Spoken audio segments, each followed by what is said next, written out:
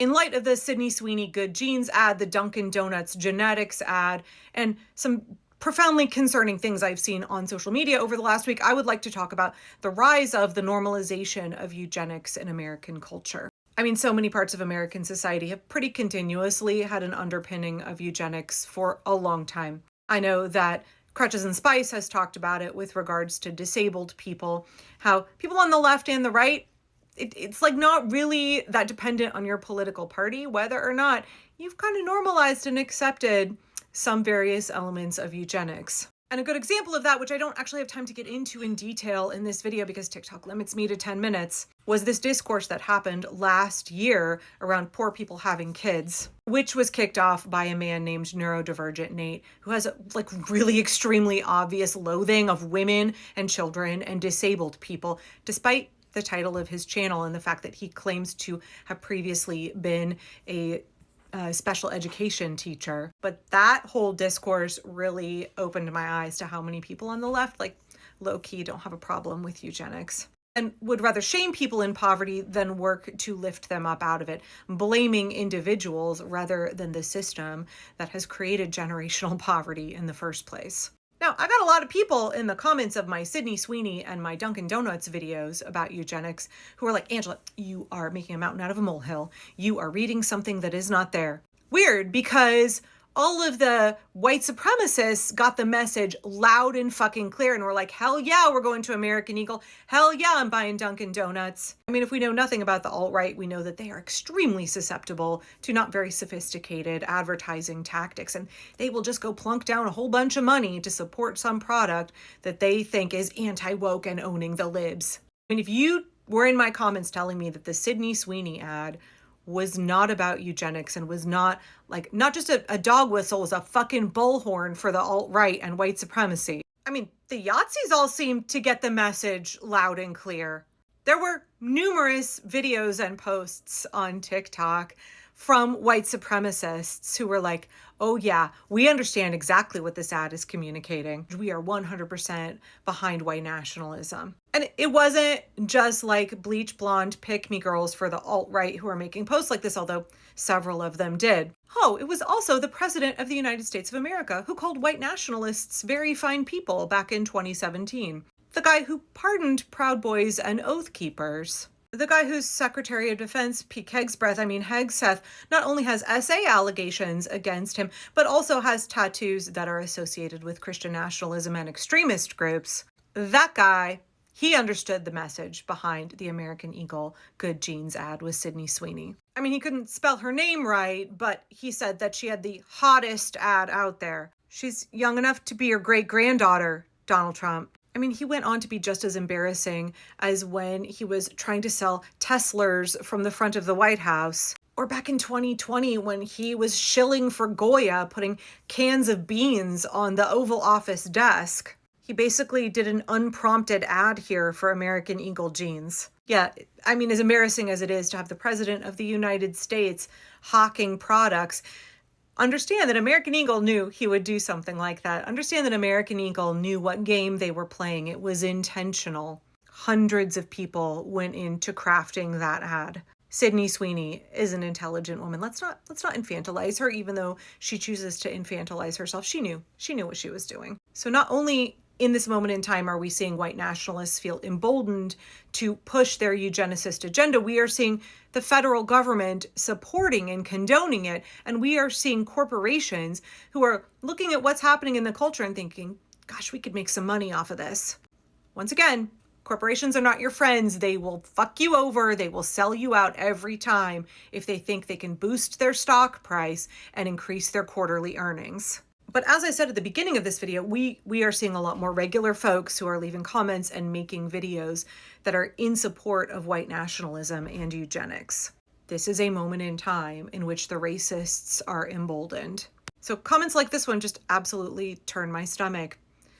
With your real face on there, you felt confident saying this. I'm not going to read it out loud because it's upsetting. But advocating for infanticide and also for the sterilization of people who you think are useless eaters or don't fulfill your expectations in society. This is straight up Nazi eugenicist shit. talking about wanting to euthanize babies, talking about wanting to sterilize people who struggle with addiction or homelessness. Now, this person, when I went and looked at their other reshares and stuff, is obviously a right winger. But remember when I said earlier that I have seen plenty of people on the left who justify eugenics against people in poverty, like homeless folks, like folks who struggle with addiction, who would have no problem sterilizing those people? Yeah, we've got to view this topic like we view everything, or should view everything, through a lens of intersectionality. You cannot talk about how white nationalists want to breed a master race without talking about the ways that poverty intersects with eugenics.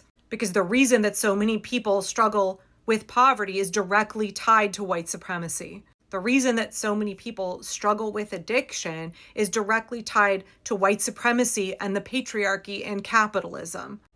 And I would like you to keep all of that in mind when you watch this next clip, which is further evidence that the white supremacists totally understood the message of the Sydney Sweeney Good Genes ad. Keep in mind what I said about poverty and intersectionality when we are looking at this topic. Hey, all you racist assholes, guess where I'm at? American Eagle! Yeah! I'm American Eagle fan. I'm going to say right here, I know the kind of comments you are going to be tempted to leave on this video after watching that clip. Don't do it, because we can actually discuss this issue without poverty shaming. I went and looked at the comments of that woman's video, and there were dozens of them that were like, you went to American Eagle before you went to the dentist, shaming her appearance, shaming her dental issues. I know that a lot of my viewers on YouTube are not from the United States. Hey, y'all, we don't really have health care for our mouth bones in this country. Only privileged Americans have dental insurance, and the dental insurance we do have is really limited and quite bad. If I needed one root canal, it would max out my dental insurance for the entire year, and I would still owe a bunch out of pocket. When you see people who struggle with their teeth, it is a sign of the ways they have been oppressed in our capitalist exploitive system. It is not something that we should be making fun of. I know her position was racist and reprehensible. She understood the assignment. Her account is full of like Trumper nonsense. She understood that the message of the Sydney Sweeney ad was white supremacy. Come support us if you're a white supremacist. But like, I'm begging you to have some humanity and some intersectionality in this conversation.